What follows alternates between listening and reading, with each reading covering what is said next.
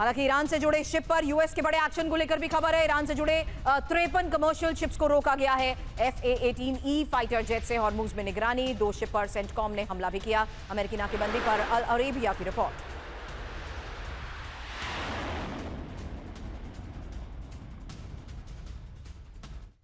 तो straight of Hormuz में कब्जे की जंग। प्रोफेसर अमिताभ, अगला सवाल इसी को लेकर आपसे करूंगी। उससे पहले ये फैक्ट्स, जहां देखिए खाड़ी के कमर्शियल शिप पर हमले को लेकर ईरान की तरफ से खबर, वहीं ईरान से जुड़े शिप पर मिलिट्री ऑपरेशन, अमेरिका का दावा, वहीं यूएई के कमर्शियल शिप पर भी हमला हुआ है और अमेरिका जहां ईरान से जुड़े 53 कमर्शियल शिप्स पर एक्शन को लेकर दावे कर रहा है। हकीकत यह है कि एक हफ्ते में 7 ऑयल टैंकर्स को ईरान ने निशाना बनाया है। रिपोर्ट्स में इसको लेकर दावा किया गया, जबकि अमेरिका ईरान से जुड़े 2 शिप पर हमला किया गया है। हालांकि स्ट्रेट ऑफ हॉर्मुज पर पूरी तरह से हमारे नियंत्रण, ये दावा ईरान की तरफ से किया जा रहा है, जबकि अमेरिका कह रहा है कि स्ट्रेट ऑफ हॉर्मुज में शिप की आवाजाही हमारे कंट्रोल में है। लेकिन we can't rule out the fact professor Amitabh, blockade over blockade, उसके बाद सिचुएशन किस लेवल पर एस्केलेट हुई और माइंस को लेकर सिचुएशन किस तरीके से वल्नरेबल बनी रही। बावजूद इसके आज हम वहीं स्टैंड करते हैं जहां स्ट्रेट ऑफ हॉर्मुज अभी भी आज के इस हालात में सबसे बड़ा एपिसेंटर बना हुआ है।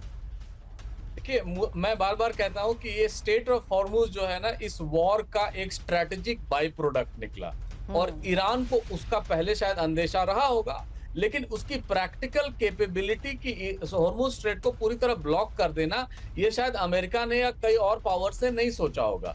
लेकिन रही बात कि अब जो हॉर्मुज के साथ करना क्या है, क्योंकि अगर ईरान और ओमान के बीच भी डिस्कशन चल रहे हैं कि कैसे इसको कंट्रोल करना है, कैसे इस पे ट्रैफिक रेगुलेट करना है, उसके बाद भी ईरान ये कह रहा है कि वो पूरी तरह से इंडिपेंडेंटली हॉर्मुज को छोड़ेगा नहीं अगर ये अग्रीमेंट हो भी जाता है। अमेरिका के सामने यही बहुत बड़ा एक विकल्प भी है कि वो क्या करता है।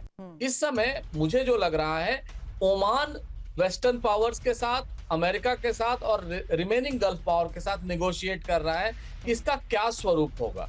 हालांकि इसको कैसे मैनेज करना है, क्या मैनेज करना है, मुझे लगता है पहले वाली स्थिति जो युद्ध के पहले वाली स्थिति थी कि पूरी तरह फ्री था, मुझे नहीं लगता है अगले 6 महीने साल भर तक ये पूरी तरह फ्री हो जाएगा अगर अग्रीमेंट आज हो भी जाता है तो ये एक बहुत टेढ़ी खीर होगा अमेरिका के लिए भी और जो बाकी गल्फ पावर्स हैं।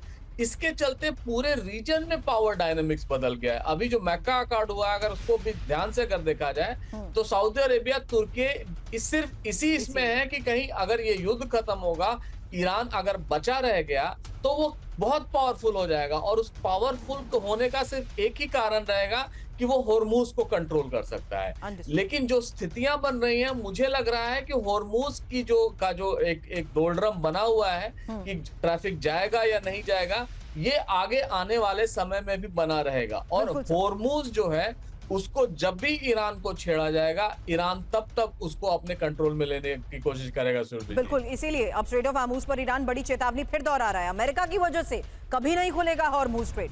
जब तक अमेरिकी सेना मौजूद तब तक हॉर्मुज बंद। ईरान के टॉप अधिकारी जुल्गद्र के हवाले से न्यूयॉर्क टाइम्स की रिपोर्ट। लेकिन बड़ी खबर यह है कि स्ट्रेट ऑफ हॉर्मुज खोलने पर ईरान ने कड़ी शर्त भी रखी है। हॉर्मुज खोलने के लिए 6 शर्त अमेरिका के सामने रखें। ईरान की $300 बिलियन मुआवजे की मांग, शिप से 7% शुल्क वसूलने की शर्त, ईरान की शर्तों पर द हॉर्मुज रिपोर्ट में दावा।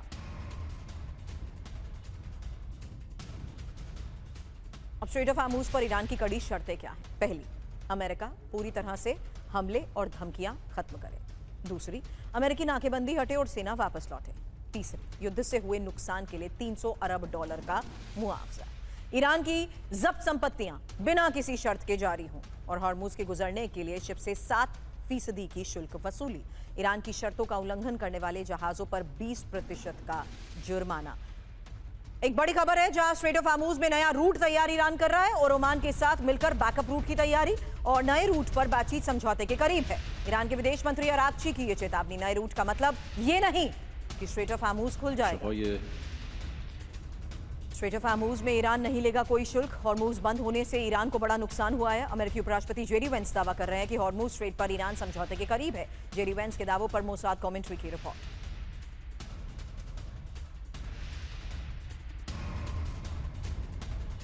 माथुर सर, भले ही पूरी तरह स्ट्रेट ऑफ हॉर्मुज को एक वाइल्ड कार्ड की तरह ईरान ने इस्तेमाल किया है, लेकिन इस बात को भी तो रूल आउट नहीं किया जा सकता कि भरपाई के नाम पर, रियायतों के नाम पर या आर्थिक तौर पर? ईरान भी चाहता है कि इसको लेकर जल्द समझौता हो।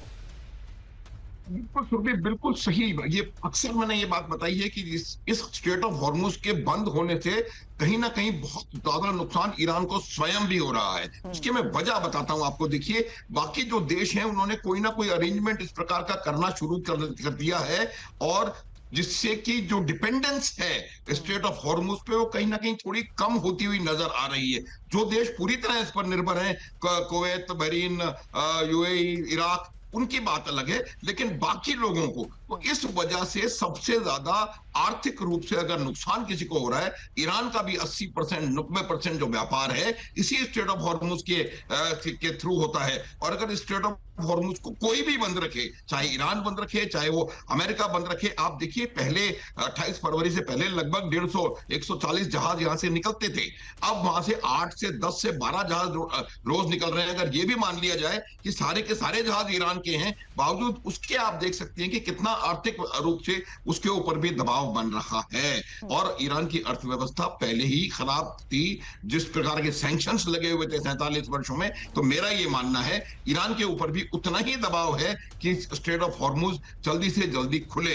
इस वजह से उन्होंने ये शर्त रखी है पहले कि आप अपना ब्लॉकेड यहां से हटाइए। देखिए, एक बात और मैं आपको बताना चाहता हूं। ये पहले कुछ साल पहले एक लास्ट ईयर इंटरव्यू छपा था जब अली खामनेई थे उनके सिक्योरिटी एडवाइजर का, और उसको कहा गया था कि आपके ऊपर इतनी सैंक्शंस लगी हुई हैं, आप स्ट्रेट ऑफ हॉर्मुज को क्यों नहीं इस्तेमाल करते? तब उन्होंने कहा था कि हम इसको करेंगे जब हमारा एग्जिस्टेंशियल थ्रेट होगा।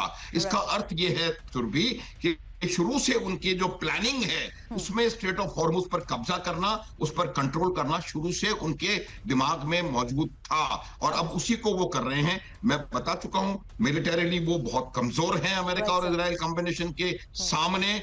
उनके पास हथियार मात्र ये बचा हुआ है। लेकिन एक लाइन में बताना चाहूंगा कि किसी भी देश को, चाहे वो ईरान हो, इजराइल हो, ओमान हो, कोई भी हो, दुनिया की व्यवस्थाओं को अपने कब्जे में करने का हक नहीं होना चाहिए। अगर आप इस प्रकार से दुनिया की व्यवस्थाओं को आप इस तरह से बाधित करेंगे और अपना पैसा वहां से निकालने का प्रयास करेंगे, मुझे लगता है ये एक बहुत ज्यादा गलत बात होगी, और शायद पूरा इंटरनेशनल कम्युनिटी इस चीज को देख भी रही होगी। तो मेरा ये मानना है कि दबाव ईरान के ऊपर भी उतना ही, अगर ज्यादा उससे नहीं तो उतना ही है कि वो किसी प्रकार से स्ट्रेट ऑफ हॉर्मुज को खोलने का कोई जरिया ढूंढे। Understood sir.